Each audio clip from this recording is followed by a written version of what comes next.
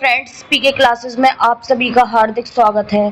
तो ये क्लास होने वाली है सीटेट 2026 सितंबर वाले एग्ज़ाम के लिए। यहाँ पर हम सीडीपी के टॉप 30 मोस्ट इम्पोर्टेंट क्वेश्चंस करेंगे। बहुत ही मोस्ट इम्पोर्टेंट क्वेश्चंस हैं, तो आपको स्टार्टिंग से एंड तक सारे क्वेश्चंस देखने हैं। अगर आप समझने लग जाएंगे, सॉल्व करने लग जाएंगे, तो आप किसी भी टाइप के क्वेश्चन को, चाहे कैसे भी नए क्वेश्चंस आ जाएं, आप यूं ही आसानी से सॉल्व कर पाएंगे। तो आइए देखते हैं क्वेश्चन नंबर 1 क्या है हमारा। क्वेश्चन नंबर 1 है हमारा, कथन दिया हुआ है आपको, एक शिक्षिका को बच्चों के सामाजिक सांस्कृतिक संदर्भ को जाने बिना अपनी शिक्षण पद्धतियों को लागू करना चाहिए। तो कथन क्या है आपका, एक शिक्षिका को बच्चों के सामाजिक सांस्कृतिक संदर्भ को जाने बिना अपनी शिक्षण पद्धतियों को लागू करना चाहिए। और कारण क्या है आपका, विकास एक सार्वभौमिक प्रक्रिया है जो सांस्कृतिक कारकों से पूरी तरह अछूती रहती है। तो देखिए, इसमें बताना है कथन और कारण सही है या नहीं है, या सही व्याख्या करता है या नहीं करता है। तो देखिए कथन में क्या कह रहा है, ये कथन में कह रहा है कि एक शिक्षिका को सामाजिक सांस्कृतिक संदर्भ को जाने बिना अपनी शिक्षण पद्धतियों को लागू करना चाहिए। देखो, सामाजिक सांस्कृतिक संदर्भ को जाने बिना शिक्षण पद्धतियों को लागू करना चाहिए, ये बात तो आपकी बिल्कुल ही गलत हो जाएगी। सामाजिक सांस्कृतिक संदर्भ को जाने बिना आप कैसे शिक्षण पद्धति को लागू कर सकते हैं, तो आपका कथन बिल्कुल गलत हो जाएगा।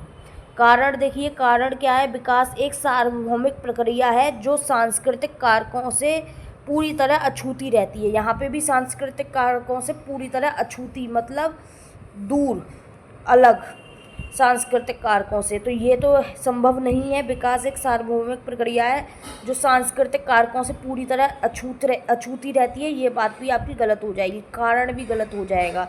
तो आपका राइट आंसर क्या हो जाएगा, देखिए राइट आंसर क्या हो जाएगा, ए भी गलत है, आर भी गलत है। तो आपका राइट आंसर क्या हो जाएगा, डी ऑप्शन आपका बिल्कुल करेक्ट हो जाएगा। ए और आर दोनों गलत हैं। क्या हो जाएगा, ए और आर दोनों गलत हैं। इसका रेड कलर ले लेते हैं, एक सेकंड, रेड कलर ले लेते हैं, रेड कलर ज़्यादा ठीक लगेगा। ओके, तो इसका राइट आंसर क्या हो जाएगा, ए और आर दोनों गलत हैं। इसका साइज भी थोड़ा सा बढ़ा देते हैं, एक सेकंड। तो आपका राइट आंसर क्या हो जाएगा, डी ऑप्शन आपका बिल्कुल ही करेक्ट हो जाएगा। देखिए, डी ऑप्शन बिल्कुल करेक्ट हो जाएगा। ए भी गलत है, ए भी गलत, एक सेकंड, ए भी गलत है और आर भी गलत है, ए और आर दोनों गलत हैं। तो क्वेश्चन नंबर 1 का जो राइट आंसर हो जाएगा वो हो जाएगा आपका डी ऑप्शन। ठीक है, कौन सा ऑप्शन हो जाएगा आपका, डी ऑप्शन बिल्कुल ही करेक्ट हो जाएगा, कि आपका कथन भी गलत है और कारण भी गलत है। आइए नेक्स्ट बढ़ते हैं क्वेश्चन नंबर 2 की तरफ। किसकी तरफ बढ़ते हैं, क्वेश्चन नंबर 2 की तरफ बढ़ते हैं, एक सेकंड। चलिए क्वेश्चन नंबर 2 देखते हैं। क्वेश्चन नंबर 2 क्या है, क्वेश्चन नंबर 2 है, क्वेश्चन नंबर 2 है, जीन पियाजे के संज्ञानात्मक विकास सिद्धांत के अनुसार जब एक बच्चा परिकल्पनात्मक निगमनात्मक तर्क विकसित कर लेता है तो वह किस अवस्था में होता है। क्या पूछ रहा है, जीन पियाजे के संज्ञानात्मक विकास के सिद्धांत के अनुसार जब एक बच्चा परिकल्पनात्मक निगमनात्मक तर्क विकसित कर लेता है तो वह किस अवस्था में होता है।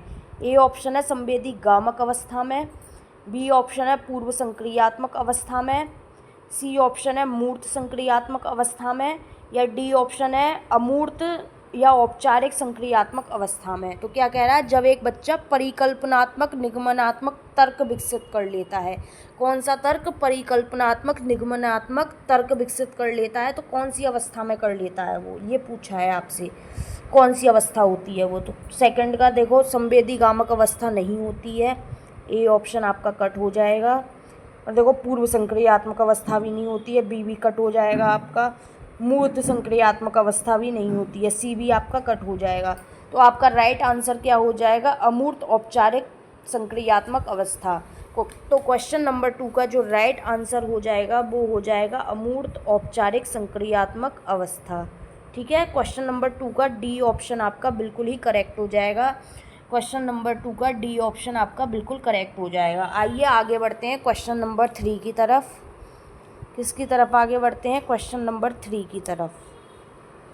देखिए क्वेश्चन नंबर 3 क्या है, लेव वाइगोत्स्की का क्वेश्चन है, मोस्ट इम्पोर्टेंट है।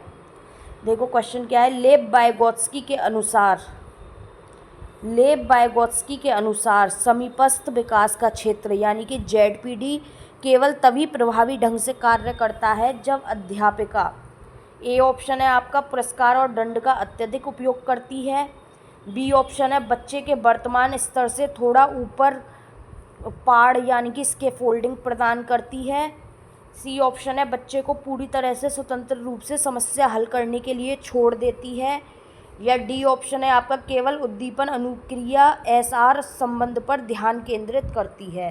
तो आपका राइट आंसर क्या हो जाएगा? देखिए पुरस्कार और दंड का अत्यधिक उपयोग करती है, ये आपका कट हो जाएगा, ये बिल्कुल गलत है। ठीक है। सी ऑप्शन देखिए, सी ऑप्शन क्या है, बच्चे को पूरी तरह से स्वतंत्र रूप से समस्या हल करने के लिए छोड़ देती है, नहीं, ये भी आपका गलत हो जाएगा। ये पूछ रहा है ZPD केवल तभी प्रभावी होता है जब अध्यापिका क्या करती है। ठीक है। डी ऑप्शन देखिए, केवल उद्दीपन अनुक्रिया SR संबंध पर ध्यान केंद्रित करती है, जी नहीं, डी ऑप्शन भी आपका गलत हो जाएगा। तो आपका राइट आंसर क्या हो जाएगा? बच्चे के वर्तमान स्तर से थोड़ा ऊपर स्कैफोल्डिंग प्रदान करती है। तो क्वेश्चन नंबर 3 का जो राइट आंसर हो जाएगा वो हो जाएगा आपका बी ऑप्शन, बच्चे के वर्तमान स्तर से थोड़ा ऊपर पाड़ यानी कि स्कैफोल्डिंग प्रदान करती है। क्वेश्चन नंबर 3 का जो राइट आंसर हो जाएगा वो हो जाएगा बी ऑप्शन। तो क्वेश्चन नंबर 3 का राइट आंसर क्या हो जाएगा? बी ऑप्शन आपका बिल्कुल ही करेक्ट हो जाएगा। आगे बढ़ते हैं नेक्स्ट क्वेश्चन की तरफ। क्वेश्चन नंबर 4 देखिए स्क्रीन पर। क्वेश्चन नंबर 4 क्या है, लॉरेंस कोहल वर्ग के नैतिक विकास सिद्धांत के किस चरण में व्यक्ति मानते हैं कि नियम सार्वभौमिक होते हैं और उन्हें केवल तभी बदला जाना चाहिए जब वे मानव अधिकारों और न्याय के खिलाफ हों? फिर से क्वेश्चन सुन लीजिए, लॉरेंस कोहल वर्ग के नैतिक विकास के सिद्धांत के किस चरण में व्यक्ति मानते हैं कि नियम सार्वभौमिक होने चाहिए और उन्हें केवल तभी बदला जाना चाहिए जब वे मानव अधिकारों और न्याय के खिलाफ हों? ए ऑप्शन है आपका, सामाजिक व्यवस्था बनाए रखने का अभिविन्यास। बी ऑप्शन है सार्वभौमिक नैतिक सिद्धांत अभिविन्यास। सी ऑप्शन है सामाजिक अनुबंध अभिविन्यास। या डी ऑप्शन है आपका अच्छा लड़का अच्छी लड़की अभिविन्यास। तो यहाँ पे क्या बात हो रही है, नियम सार्वभौमिक होने चाहिए और उन्हें केवल तभी बदला जाना चाहिए जब वे मानव अधिकारों और न्याय के खिलाफ हों, ये बात पूछ रहा है, कौन से चरण में व्यक्ति मानते हैं। ठीक है। तो क्वेश्चन नंबर 4 का देखो, सामाजिक, ए ऑप्शन जो है सामाजिक व्यवस्था बनाए रखने का अभिविन्यास, नहीं, ए ऑप्शन आपका कट हो जाएगा। और देखिए सी ऑप्शन क्या है, सामाजिक अनुबंध अभिविन्यास, नहीं, ये भी आपका कट हो जाएगा, सी ऑप्शन भी आपका कट हो जाएगा। डी ऑप्शन देखिए अच्छा लड़का अच्छी लड़की, ये तो बिल्कुल ही कट हो जाएगा, यहाँ पे इससे कोई मतलब नहीं है। तो आपका राइट आंसर क्या हो जाएगा? सार्वभौमिक नैतिक सिद्धांत अभिविन्यास। तो क्वेश्चन नंबर 4 का जो राइट आंसर होगा वो हो जाएगा आपका बी ऑप्शन, सार्वभौमिक नैतिक सिद्धांत अभिविन्यास। ठीक है। क्वेश्चन नंबर 4 का जो राइट आंसर होगा वो हो जाएगा आपका बी ऑप्शन। क्या हो जाएगा आपका? बी ऑप्शन आपका बिल्कुल ही करेक्ट हो जाएगा। आइए आगे बढ़ते हैं नेक्स्ट क्वेश्चन की तरफ। क्वेश्चन नंबर 5 देखिए, प्रोग्रेसिव एजुकेशन से रिलेटेड क्वेश्चन है। तो क्वेश्चन क्या है, प्रगतिशील शिक्षा यानी कि प्रोग्रेसिव एजुकेशन के संदर्भ में निम्नलिखित में से कौन सा कथन पूरी तरह से सही है? प्रगतिशील शिक्षा के संदर्भ में ए ऑप्शन है छात्रों को निष्क्रिय रूप से ज्ञान प्रदान करना चाहिए। बी ऑप्शन है पाठ्यक्रम पूरी तरह से मानकीकृत और परीक्षा केंद्रित होना चाहिए। सी ऑप्शन है आपका कक्षा में लोकतांत्रिक माहौल होना चाहिए और समस्या समाधान को प्राथमिकता दी जानी चाहिए। या डी ऑप्शन है विद्यार्थियों की व्यक्तिगत भिन्नताओं को पूरी तरह से अनदेखा कर देना चाहिए। तो देखिए निष्क्रिय वर्ड आ गया तो ये तो नेगेटिव हो गया, पहला ऑप्शन काट दीजिए, छात्रों को निष्क्रिय रूप से ज्ञान प्राप्त करना चाहिए, ए ऑप्शन आप काट दीजिए। बी देखिए, यहाँ पर मानकीकृत और परीक्षा केंद्रित बात आ गई, ये भी आपके नेगेटिव टैग वर्ड्स हैं, तो बी ऑप्शन भी आपका कट हो जाएगा। ए भी कट हो गया आपका, बी भी कट हो गया। अब बचा सी और डी।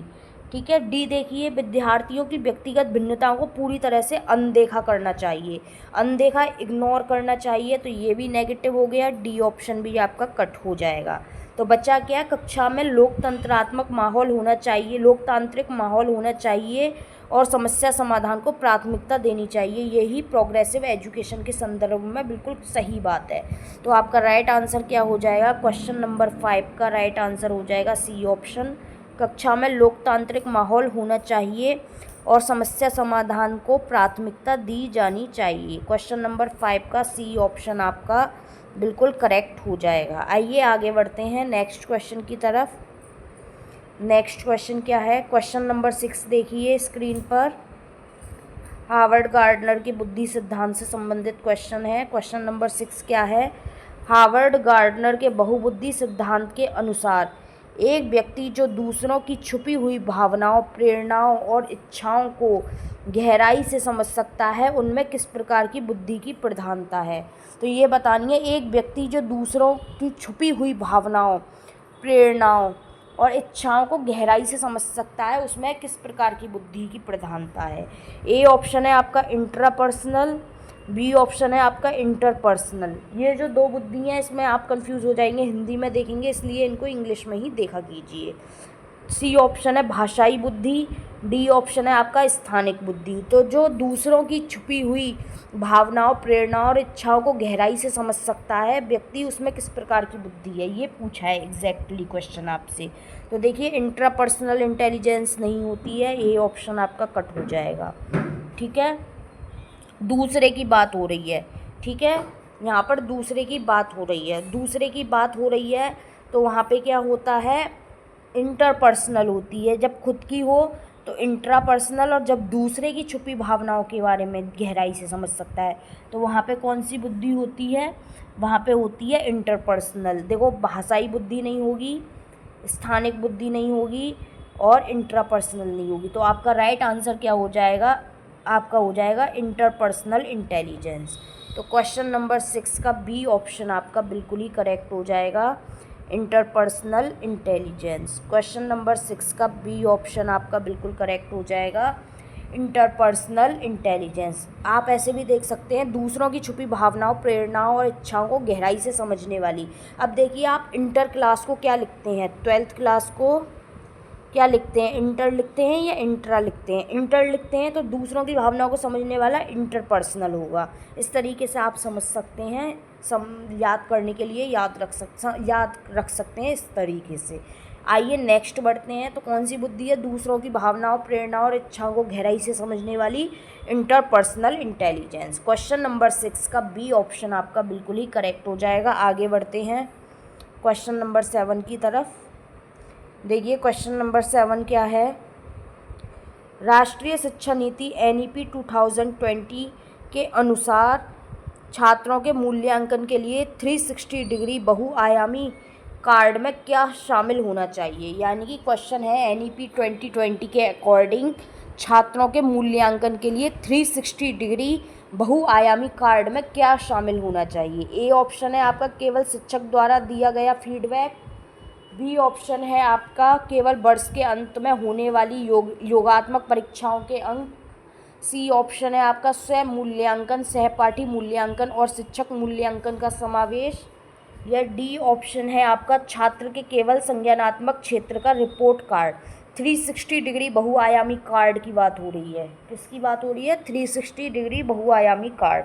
तो देखो केवल एक ही पक्ष की तो बात नहीं होगी, केवल शिक्षक द्वारा दिया गया फीडबैक 360 डिग्री में नहीं आएगा, ए ऑप्शन काट दो। केवल वर्ष के अंत में होने, एक सेकंड अब करती हूँ मैं, केवल शिक्षक द्वारा दिया गया फीडबैक काट दो, ए ऑप्शन आपका कट हो जाएगा। केवल एक ही पक्ष की बात हो रही है, एक ही बारे में बात हो रही है, एक ही चीज़ के बारे में। केवल वर्ष के अंत में होने वाली योगात्मक परीक्षाओं के अंक, बी ऑप्शन भी काट दो, केवल हो रही है। और केवल 360 यहाँ पर 360 होलिस्टिक डेवलपमेंट की बात हो रही है, 360 डिग्री, ठीक है, तो केवल वाला हट जाएगा। डी ऑप्शन देखिए, डी ऑप्शन क्या है, छात्र के केवल संज्ञानात्मक क्षेत्र, यहाँ पर भी केवल एक ही पक्ष की बात हो रही है। डी ऑप्शन भी आपका कट हो जाएगा। तो आपका राइट आंसर क्या हो जाएगा, देखिए सी ऑप्शन, स्वमूल्यांकन, सहपाठी मूल्यांकन और शिक्षक मूल्यांकन का समावेशन 360 डिग्री बहुआयामी कार्ड में क्या शामिल होना चाहिए। देखिए सी ऑप्शन आपका बिल्कुल करेक्ट हो जाएगा। स्वमूल्यांकन, सहपाठी मूल्यांकन और शिक्षक मूल्यांकन का समावेशन। तो क्वेश्चन नंबर 7 का सी ऑप्शन आपका बिल्कुल ही करेक्ट हो जाएगा। आगे बढ़ते हैं, नेक्स्ट क्वेश्चन क्या है, क्वेश्चन नंबर 8 देखिए। 8 है आपका, एक समावेशी कक्षा में गुणवत्तापूर्ण शिक्षा सुनिश्चित करने के लिए शिक्षक को निम्नलिखित में से क्या करना चाहिए। ए ऑप्शन है सभी बच्चों के लिए एक जैसा मानकीकृत पाठ्यक्रम लागू करना समावेशी कक्षा में। बी ऑप्शन है लचीला पाठ्यक्रम और विभेदित निर्देश अपनाना। सी ऑप्शन है विशेष आवश्यकता वाले बच्चों को अलग कमरे में बैठाना। या डी ऑप्शन है केवल उच्च अंक वाले छात्रों पर ध्यान केंद्रित करना। देखो समावेशी का क्या मतलब है, सभी को एक साथ शिक्षा। तो देखिए मानकीकृत यहाँ पर आ गया है ऑप्शन में, मानकीकृत नेगेटिव टैग वर्ड है, ए ऑप्शन काट दीजिए। ठीक है, विशेष आवश्यकता वाले बच्चों को अलग कमरे में बैठाना, हमको एक साथ शिक्षा देनी है सभी को, सी ऑप्शन भी कट हो जाएगा। केवल उच्च अंक वाले छात्रों पर नहीं, हमें सभी पर ध्यान देना है, डी ऑप्शन भी आपका कट हो जाएगा।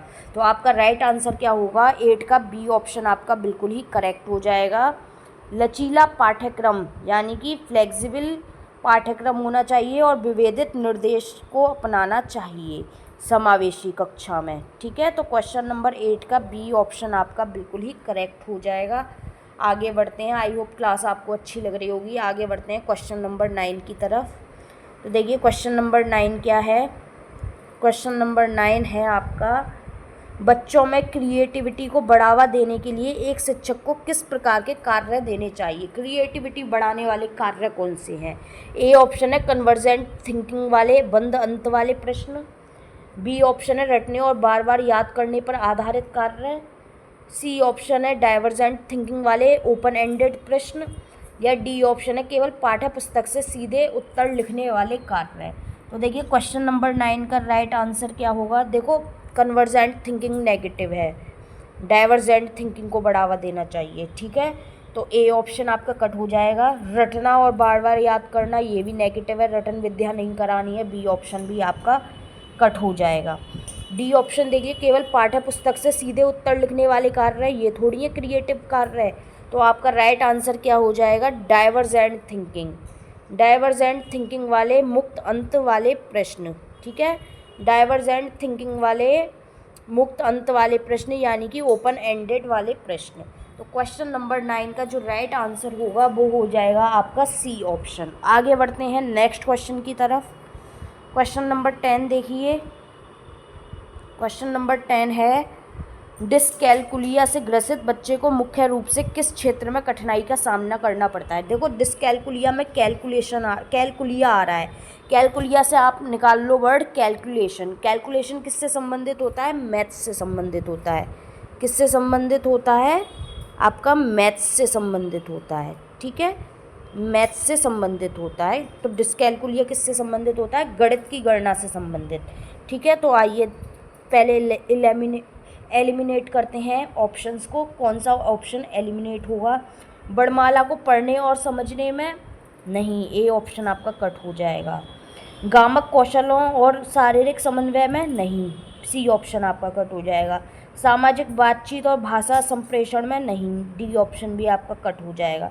तो आपका राइट आंसर क्या हो जाएगा, गणितीय गणनाओं और संख्यात्मक संप्रतियों को समझने में। तो क्वेश्चन नंबर 10 का जो राइट आंसर हो जाएगा, डिसकैलकुलिया क्या है, गणितीय गणनाओं और संख्यात्मक संप्रतियों को समझने में। किससे कठिनाई होती है, गणितीय गणनाओं और संख्यात्मक संप्रतियों को समझने में कठिनाई होती है डिसकैलकुलिया में।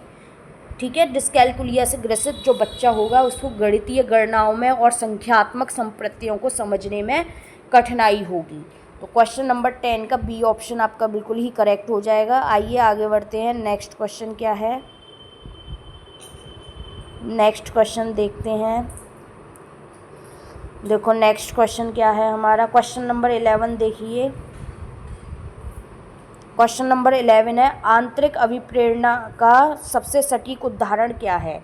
आंतरिक प्रेरणा का सबसे सटीक उदाहरण क्या है? ए ऑप्शन है, रीता पुरस्कार जीतने के लिए चित्रकला प्रतियोगिता में भाग लेती है।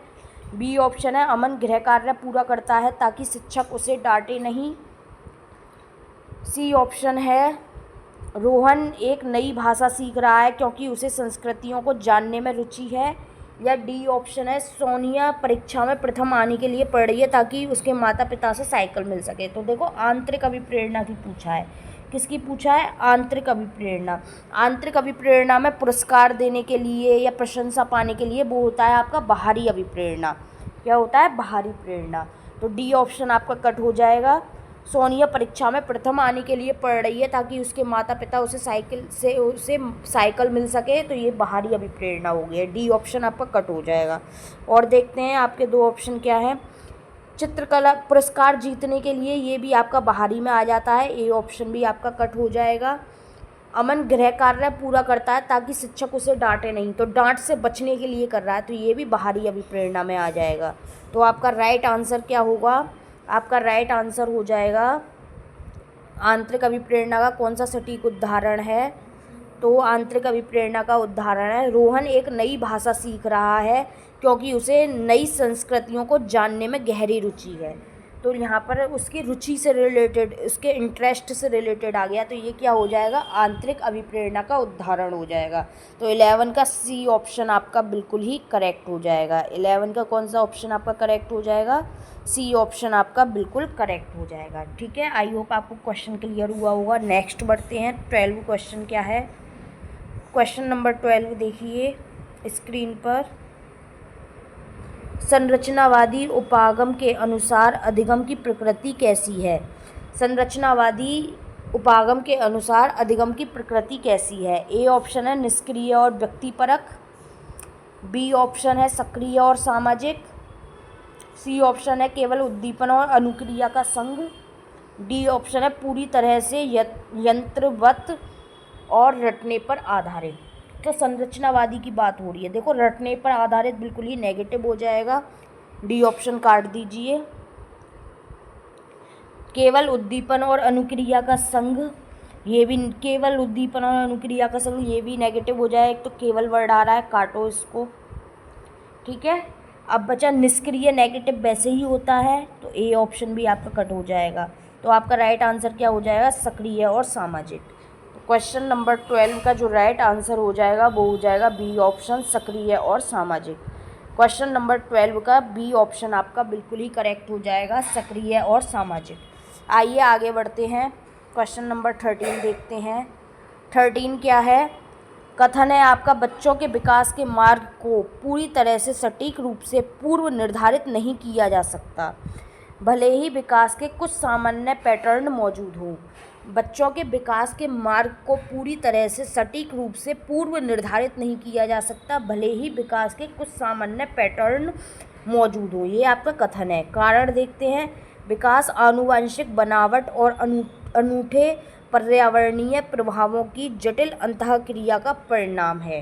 क्या है? विकास क्या है? आनुवंशिक बनावट और अनूठे पर्यावरणीय प्रभावों की जटिल अंतःक्रिया का परिणाम है। तो 13 का क्या राइट आंसर होगा?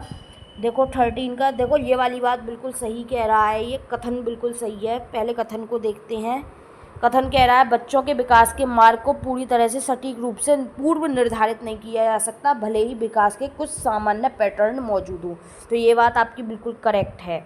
ये आपका अभिकथन बिल्कुल करेक्ट है। और देखिए कारण क्या है? विकास आनुवंशिक बनावट और अनूठे पर्यावरणीय प्रभावों की जटिल अंतःक्रिया का परिणाम है, ये बात भी बिल्कुल करेक्ट है। तो देखो यहाँ पर भी अब ये दोनों करेक्ट हो गए। अब ये इसकी सही व्याख्या करता है या नहीं, ये कैसे पता करेंगे? देखो यहाँ पर भी विकास के बारे में बात हो रही है और यहाँ पर भी किसके बारे में बात हो रही है? विकास के बारे में। अगर दोनों अभिकथन और कारण दोनों में एक ही टॉपिक के बारे में बात हो रही होती है तो क्या होता है? वो उसकी बिल्कुल सही व्याख्या करता है। तो यहाँ पे भी विकास के बारे में बात हो रही है, यहाँ पर भी विकास के बारे में ही बात हो रही है। तो आपका राइट आंसर क्या हो जाएगा? 13 का ए ऑप्शन आपका बिल्कुल ही करेक्ट हो जाएगा। क्या हो जाएगा? ए और आर दोनों सही हैं और आर ए की सही व्याख्या करता है। ठीक है, ए और आर दोनों सही हैं और आर ए की सही व्याख्या करता है, बिल्कुल करेक्ट आंसर हो जाएगा 13 का ए ऑप्शन आपका बिल्कुल ही करेक्ट हो जाएगा। आगे बढ़ते हैं क्वेश्चन नंबर 14 की तरफ। 14 देखिए, पियाजे का क्वेश्चन है, मोस्ट इम्पोर्टेंट है। पियाजे के अनुसार जब कोई बच्चा अपने पुराने स्कीमा में सुधार करता है और एक नई परिस्थिति के अनुसार नया स्कीमा बनाता है तो इस प्रक्रिया को क्या कहा जाता है। यानी कि जब कोई बच्चा अपने पुराने स्कीमा में इम्प्रूवमेंट करता है और एक नई परिस्थिति के अनुसार नया स्कीमा न्यू स्कीमा बनाता है तो इस प्रक्रिया को क्या कहते हैं। ए ऑप्शन है आपका आत्मसातीकरण एसिमिलेशन, बी ऑप्शन है आपका समायोजन, सी ऑप्शन है आपका वस्तु स्थायित्व या डी ऑप्शन है आपका आत्म केंद्रितता। ठीक है, तो आपका राइट आंसर क्या हो जाएगा 14 का। देखिए, आत्मसातीकरण नहीं होता है, इसे एसिमिलेशन नहीं कहते हैं, ए ऑप्शन आपका कट हो जाएगा। ठीक है, वस्तु स्थायित्व भी नहीं कहते, सी ऑप्शन भी आपका कट हो जाएगा। आत्म केंद्रीयता भी नहीं कहते, ईगोसेंट्रिज्म भी नहीं कहते, डी ऑप्शन भी आपका कट हो जाएगा। तो आपका राइट आंसर क्या हो जाएगा समायोजन। क्या हो जाएगा, बी ऑप्शन आपका बिल्कुल ही करेक्ट हो जाएगा समायोजन।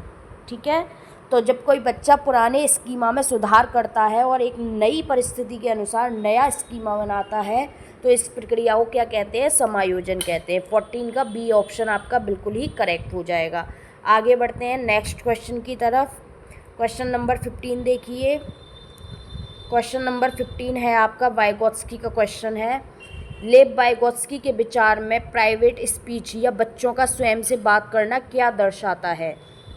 ए ऑप्शन है उनकी आत्मकेंद्रितता और संज्ञानात्मक अक्षमता, बी ऑप्शन है अपने स्वयं के व्यवहार और सोच को रेगुलेट करने की उनकी क्षमता, सी ऑप्शन है एक गंभीर मनोवैज्ञानिक विकार का संकेत या डी ऑप्शन है बड़ों का ध्यान आकर्षित करने का एक प्रयास। तो देखो 15 का राइट आंसर क्या होगा, देखो उनकी आत्मकेंद्रीयता और संज्ञानात्मक क्षमता को दर्शाता है, प्राइवेट स्पीच नहीं, ए ऑप्शन आपका कट हो जाएगा।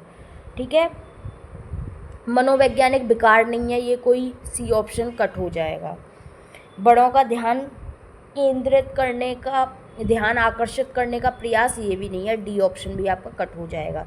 तो ये क्या है, प्राइवेट स्पीच, बी ऑप्शन आपका बिल्कुल करेक्ट हो जाएगा। अपने स्वयं के व्यवहार और सोच को रेगुलेट करने की उनकी क्षमता, क्या है, अपने स्वयं के व्यवहार और सोच को विनियमित यानी कि रेगुलेट करने की उनकी क्षमता ही क्या है, प्राइवेट स्पीच है वाइगोत्स्की के विचार में।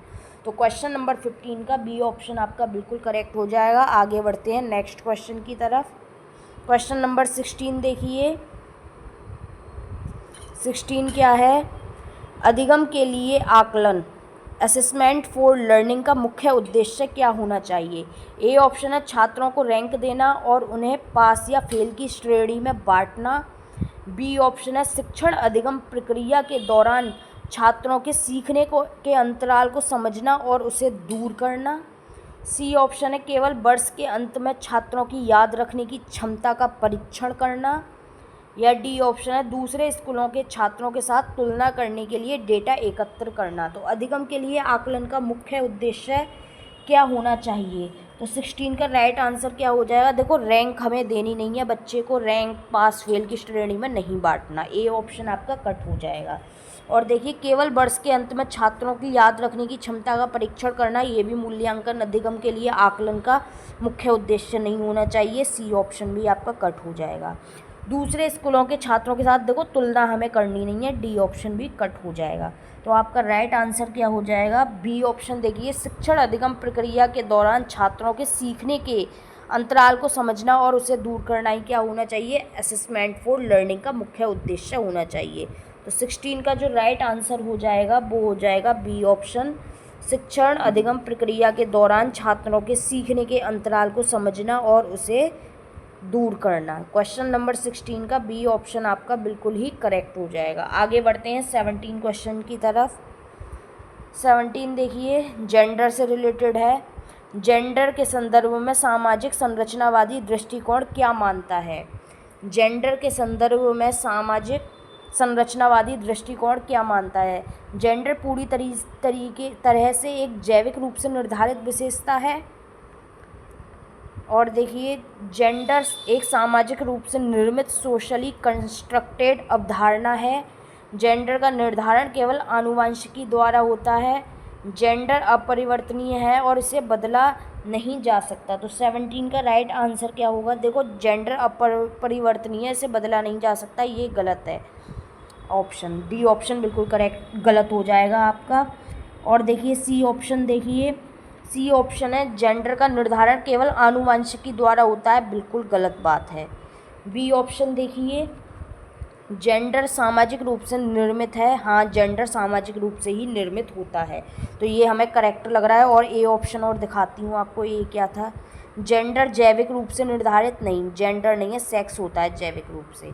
ए ऑप्शन भी आपका कट हो जाएगा। तो जेंडर के बारे में क्या दृष्टिकोण है? सामाजिक संरचनावादी दृष्टिकोण क्या मानता है? तो क्या मानता है? जेंडर क्या है? एक सामाजिक रूप से निर्मित अवधारणा है। तो क्वेश्चन नंबर 17 का बी ऑप्शन आपका बिल्कुल ही करेक्ट हो जाएगा। 17 का कौन सा आंसर करेक्ट हो जाएगा? B option. नेक्स्ट देखते हैं क्वेश्चन नंबर 18 क्या है। 18 है हमारा, बाल केंद्रित शिक्षा में शिक्षक की क्या भूमिका है? बाल केंद्रित शिक्षा में शिक्षक की क्या भूमिका है? ए ऑप्शन है, वह ज्ञान का एकमात्र स्रोत होता है और तानाशाही रवैया अपनाता है। बी ऑप्शन है, वह एक सुगमकर्ता के रूप में कार्य करता है और जो खोजपूर्ण वातावरण बनाता है। सी ऑप्शन है, वह कक्षा में पूरी तरह से निष्क्रिय रहता है और बच्चों को कुछ नहीं सिखाता है। डी ऑप्शन है, वह केवल पाठ्य पुस्तक को शब्दशः पढ़ने पर ध्यान देता है। तो देखिए, तानाशाही रवैया अपनाता है, यहाँ पे चाइल्ड सेंटर्ड की बात हो रही है, ए ऑप्शन कट हो जाएगा। तानाशाही तो शिक्षक केंद्रित में होगा, बाल केंद्रित की बात हो रही है, चाइल्ड सेंटर्ड एजुकेशन की बात हो रही है, तो ए ऑप्शन आपका कट हो जाएगा। आगे देखते हैं, कक्षा में पूरी तरह से निष्क्रिय यानी कि एक्टिव नहीं रहता है टीचर और बच्चों को कुछ नहीं सिखाता, ये भी गलत बात है, हटा दो सी भी। वह केवल पाठ्य पुस्तक को शब्दशः पढ़ने पर ध्यान देता है, ये भी आपका गलत है। तो आपका राइट आंसर क्या होगा? फैसिलिटेटर के रूप में कार्य करता है जो खोजपूर्ण वातावरण बनाता है। तो आपका क्वेश्चन नंबर 18 का बी ऑप्शन आपका बिल्कुल ही करेक्ट हो जाएगा। वह एक सुगमकर्ता के रूप में कार्य करता है जो खोजपूर्ण वातावरण बनाता है। क्वेश्चन नंबर 18 का बी ऑप्शन आपका बिल्कुल राइट हो जाएगा। आगे बढ़ते हैं 19 की तरफ। क्वेश्चन नंबर 19 देखिए, 19 क्या है? थोड़ा सा इसको जूम आउट कर लेते हैं, थोड़ा सा जूम कर लेते हैं, ठीक है। अब देखिए क्वेश्चन नंबर 19। क्वेश्चन नंबर 19 है, एनसीएफ 2005 के अनुसार एरर्स शिक्षण प्रक्रिया में क्यों महत्वपूर्ण हैं? एनसीएफ 2005 के अनुसार एरर्स शिक्षण प्रक्रिया में क्यों महत्वपूर्ण है? ए ऑप्शन है, वे बच्चों को डांटने और उनकी कमियां निकालने का अवसर देती हैं। बी ऑप्शन है, वे शिक्षक को यह समझने में मदद करती हैं कि बच्चा कैसे सोचता है और उसके विचार की अंतर्दृष्टि प्रदान करती हैं। सी ऑप्शन है, वे कक्षा से कमज़ोर छात्रों को बाहर निकालने का पैमाना है। या डी ऑप्शन है, इनका अधिगम की प्रक्रिया में कोई स्थान नहीं होता। ठीक है, एरर्स की बात हो रही है। तो देखो 19 का राइट आंसर क्या हो जाएगा आपका? देखो, इनका अधिगम प्रक्रिया में कोई स्थान नहीं होता, बिल्कुल गलत स्थान होता है इनका। डी ऑप्शन आपका कट हो जाएगा। और देखिए, कक्षा में कमज़ोर छात्रों को बाहर निकालने का एक पैमाना है, बिल्कुल गलत, सी ऑप्शन गलत। ए ऑप्शन देखिए, ए क्या है? वे बच्चों को डांटने और कमियां निकालने का अवसर देती है, नहीं। एरर्स का क्या मतलब है? शिक्षण प्रक्रिया में क्यों महत्वपूर्ण है एरर्स? वे शिक्षक को यह समझने में मदद करती हैं कि बच्चा कैसे सोचता है और उसके विचार की अंतर्दृष्टि प्रदान करती हैं। ये ऑप्शन आपका बिल्कुल करेक्ट हो जाएगा। तो 19 का क्या आंसर हो जाएगा? बी ऑप्शन आपका बिल्कुल करेक्ट हो जाएगा। वह शिक्षक को यह समझने में मदद करती हैं कि बच्चा कैसे सोचता है और उसके विचार की अंतर्दृष्टि प्रदान करती हैं। ठीक है, तो क्वेश्चन नंबर 19 का बी ऑप्शन आपका बिल्कुल ही करेक्ट हो जाएगा। ठीक है, क्वेश्चन नंबर 19 का बी ऑप्शन आपका बिल्कुल करेक्ट हो जाएगा। आगे बढ़ते हैं 20 की तरफ। क्वेश्चन नंबर 20 देखिए, समीप दूराभिमुख विकास का सिद्धांत क्या व्याख्या करता है? समीप दूराभिमुख विकास का सिद्धांत क्या व्याख्या करता है? ए ऑप्शन है, विकास सिर से पैर की ओर होता है। बी ऑप्शन है, विकास शरीर के केंद्र से बाहर परिवर्तित अंगों की ओर होता है। सी ऑप्शन है विकास सामान्य से विशिष्ट की ओर नहीं होता। डी ऑप्शन है विकास पूरी तरह से रुक रुक कर होता है। तो 20 का राइट आंसर क्या हो जाएगा? देखिए, विकास सिर से पैर की तरफ होता है, बिल्कुल गलत। विकास सिर से पैर की तरफ होता है। ये यहाँ पर पूछ रहा है समीप दूराभिमुख विकास का सिद्धांत क्या व्याख्या करता है? कौन से सिद्धांत के बारे में कह रहा है ये? समीप दूराभिमुख सिद्धांत क्या व्याख्या करता है? ठीक है, तो विकास सिर से पैर की ओर होता है, ये बिल्कुल गलत हो जाएगा। ए ऑप्शन आपका गलत हो जाएगा। समीप दूराभिमुख सिद्धांत पूछ रहा है, इसलिए ए ऑप्शन आपका कट हो जाएगा। सी ऑप्शन देखिए विकास सामान्य से विशिष्ट की ओर नहीं होता, ये भी आपका गलत हो जाएगा। ठीक है, डी ऑप्शन देखिए विकास पूरी तरह से रुक रुक कर होता है, ये भी आपका गलत हो जाएगा। आपका राइट आंसर क्या हो जाएगा 20 का? एक सेकंड रुकिए। हाँ, अब देखिए 20 का राइट आंसर क्या हो जाएगा आपका? विकास शरीर के केंद्र से बाहर परिवर्तित अंगों की ओर होता है। समीप दूराभिमुख प्रॉक्सिमोडिस्टल विकास का सिद्धांत क्या व्याख्या करता है? विकास शरीर के केंद्र से बाहर परिवर्तित अंगों की ओर होता है। तो 20 का बी ऑप्शन आपका बिल्कुल ही करेक्ट हो जाएगा। कौन सा करेक्ट हो जाएगा? बी ऑप्शन आपका बिल्कुल करेक्ट हो जाएगा। ठीक है, 20 का बी बिल्कुल करेक्ट हो जाएगा। आगे बढ़ते हैं नेक्स्ट क्वेश्चन की तरफ। 21 क्या है? क्वेश्चन नंबर 21 देखिए, इसमें पूछा है सेकेंडरी सोशलाइजेशन की संस्था के अंतर्गत क्या आता है? ठीक है, सेकेंडरी में क्या आता है? देखो, परिवार आता है प्राइमरी में, प्राथमिक में क्या आता है? परिवार पास पड़ोस आता है, बाकी सब सेकेंडरी में आता है। तो देखो, परिवार और माता पिता, बी ऑप्शन है स्कूल और मीडिया, सी ऑप्शन है केवल परिवार के सदस्य, डी ऑप्शन है आनुवंशिक गुण। तो द्वितीयक समाजीकरण की संस्था में क्या कौन कौन आता है? तो 21 का राइट आंसर क्या हो जाएगा? देखो, परिवार और माता पिता, ये तो आपके प्राथमिक में आ गई। ठीक है, ए ऑप्शन आपका कट हो जाएगा। और देखिए, केवल परिवार के सदस्य, ये भी परिवार में ही आ गया प्राथमिक में। आनुवंशिक गुण, ये भी नहीं होगा। तो आपका द्वितीय समाजीकरण के संस्था में कौन कौन आ जाएगा? स्कूल और मीडिया आ जाएगी। क्या आ जाएगा? स्कूल और मीडिया आ जाएगी। तो क्वेश्चन नंबर 21 का बी ऑप्शन आपका बिल्कुल ही करेक्ट हो जाएगा, स्कूल और मीडिया। आगे बढ़ते हैं, 22 क्वेश्चन क्या है?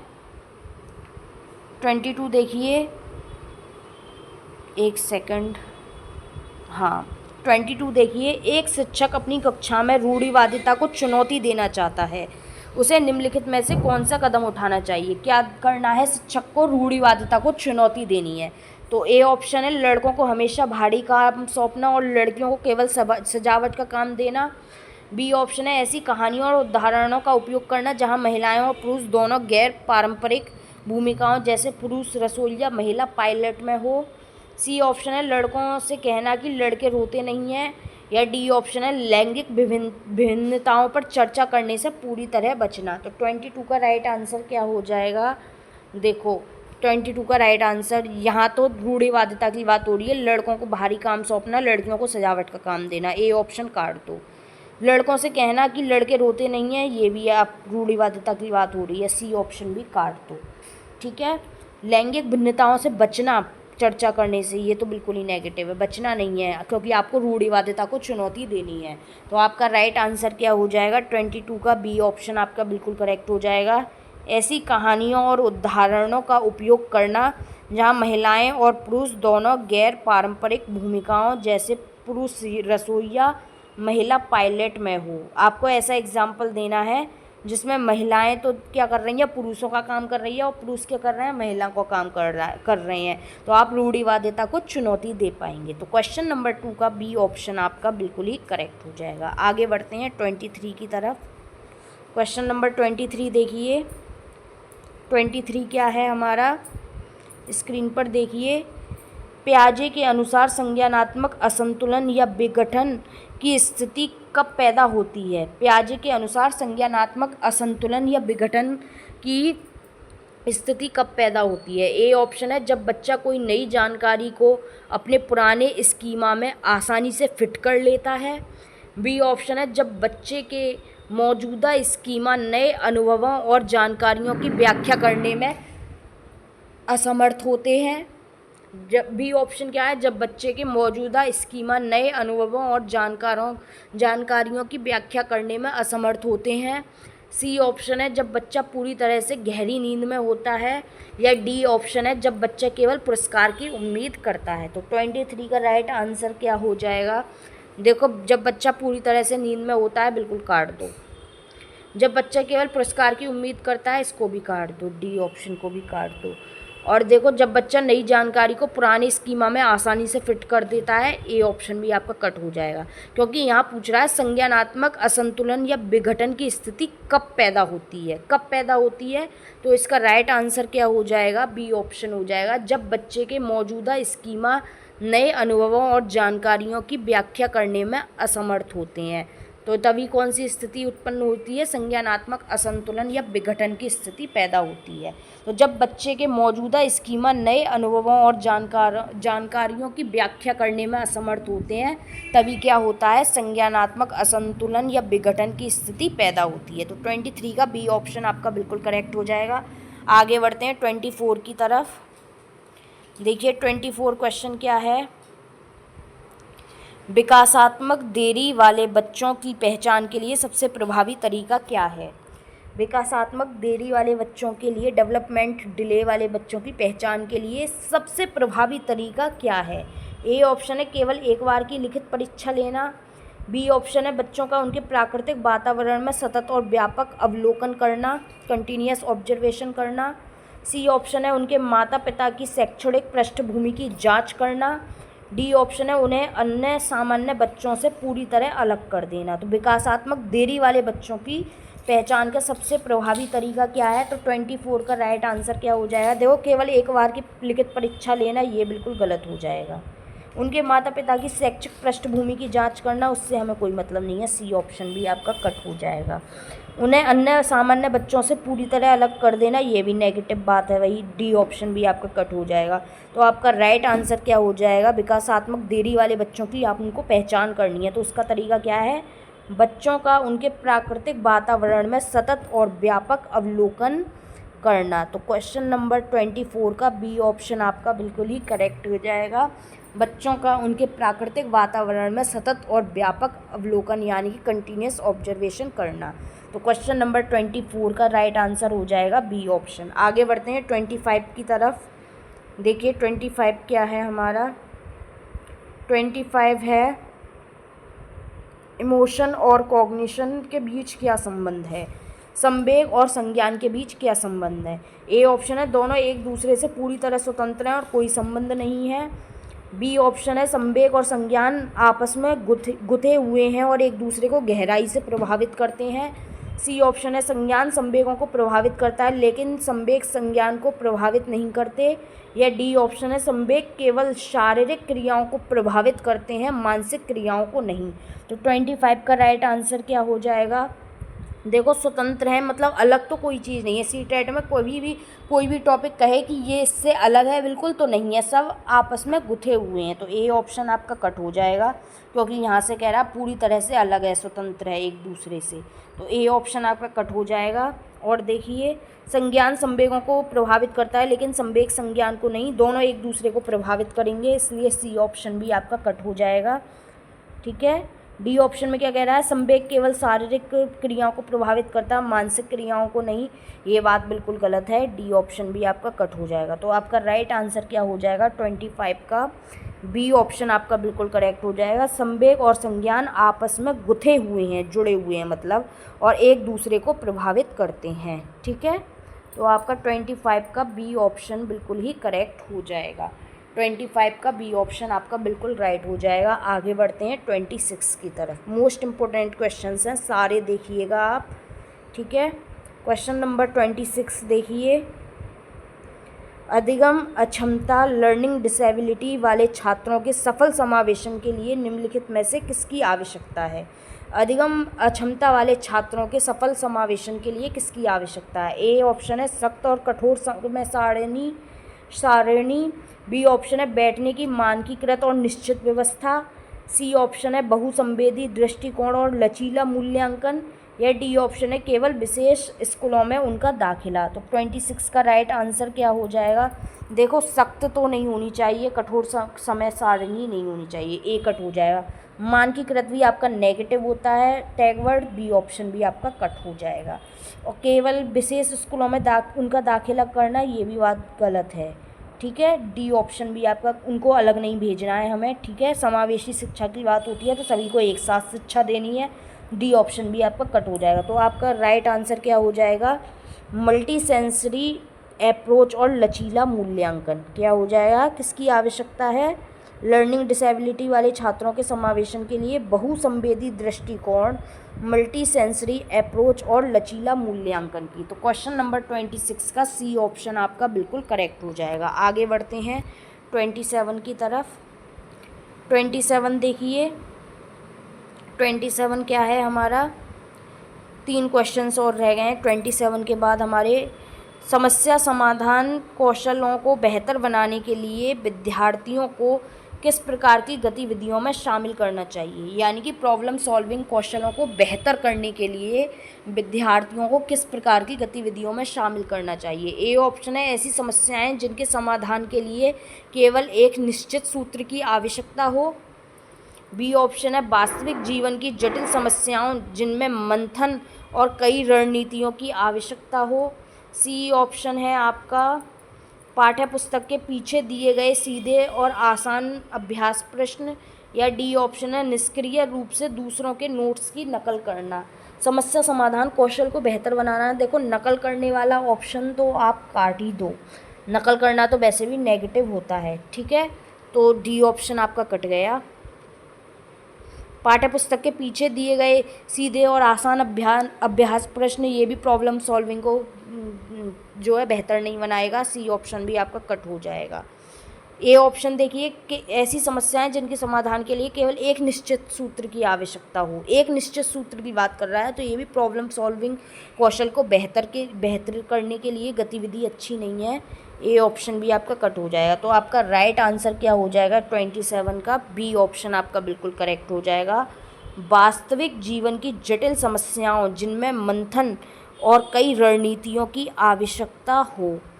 ठीक है, तो फिर से समझ लीजिए क्वेश्चन क्या है हमारा।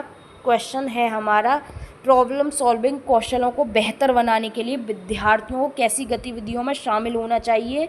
कैसी गतिविधियों में प्रॉब्लम सॉल्विंग कौशल को बेहतर बनाने के लिए शामिल होना चाहिए? वास्तविक जीवन की जटिल समस्याओं जिनमें मंथन और रणनीतियों की आवश्यकता हो, ऐसी गतिविधियों में शामिल होना चाहिए जिससे उनकी प्रॉब्लम सॉल्विंग स्किल बेहतर होगी।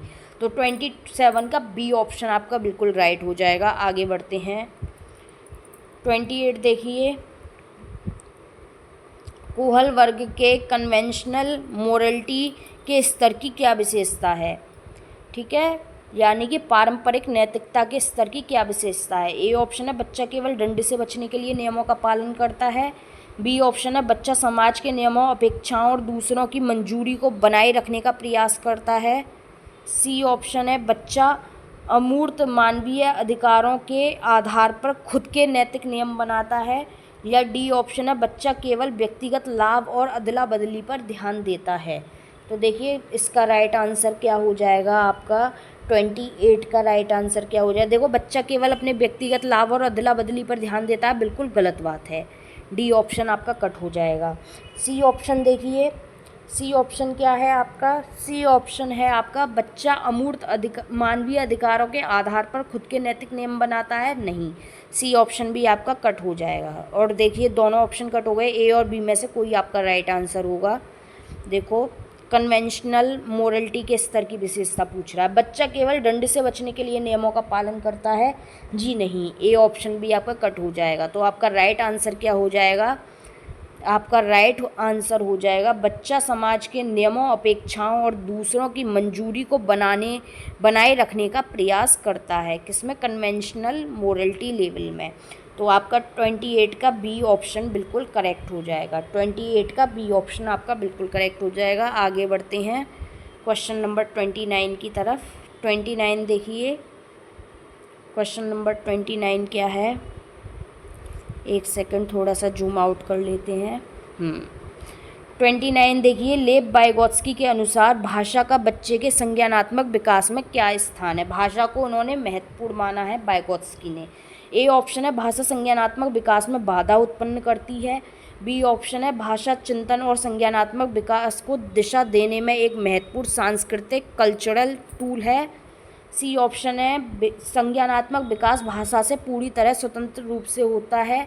या डी ऑप्शन है भाषा का विकास केवल वयस्क होने के बाद ही शुरू होता है। तो देखो वाइगोत्स्की के अकॉर्डिंग पूछा है ये, ठीक है।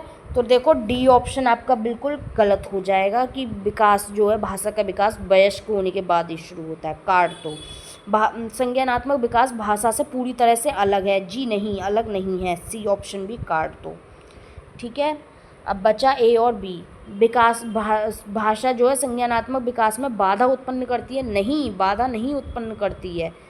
ए ऑप्शन आपका कट हो जाएगा। वाइगोत्स्की के अकॉर्डिंग पूछ रहा है, ये इम्पोर्टेंट माना है वाइगोत्स्की ने भाषा को, लैंग्वेज को, ठीक है। तो आपका राइट आंसर क्या हो जाएगा? बी ऑप्शन आपका बिल्कुल करेक्ट हो जाएगा। भाषा चिंतन और संज्ञानात्मक विकास को दिशा देने के लिए एक महत्वपूर्ण सांस्कृतिक उपकरण है। तो क्वेश्चन नंबर 29 का बी ऑप्शन आपका बिल्कुल ही राइट हो जाएगा, ठीक है। 29 का बी ऑप्शन आपका बिल्कुल करेक्ट हो जाएगा कि भाषा क्या है? चिंतन और संज्ञानात्मक विकास को दिशा देने में एक महत्वपूर्ण कल्चरल टूल है, ठीक है। तो 29 का बी ऑप्शन आपका बिल्कुल राइट हो जाएगा। 30 देखते हैं, लास्ट क्वेश्चन है इस क्लास का, लेकिन मोस्ट इम्पोर्टेंट क्वेश्चन है, CCE के बारे में है, ठीक है। सतत और व्यापक मूल्यांकन का वास्तविक अर्थ क्या होता है? किसका? सतत और व्यापक मूल्यांकन का। थोड़ा सा और जूम कर लेते हैं इसको, बस। सतत और व्यापक मूल्यांकन का वास्तविक अर्थ क्या है? ए ऑप्शन है केवल सत्र के अंत में बोर्ड परीक्षाएं आयोजित करना। बी ऑप्शन है बच्चों के शैक्षणिक और सह शैक्षणिक दोनों पहलुओं को नियमित रूप से मूल्यांकन करना ताकि उनके समग्र विकास को बढ़ावा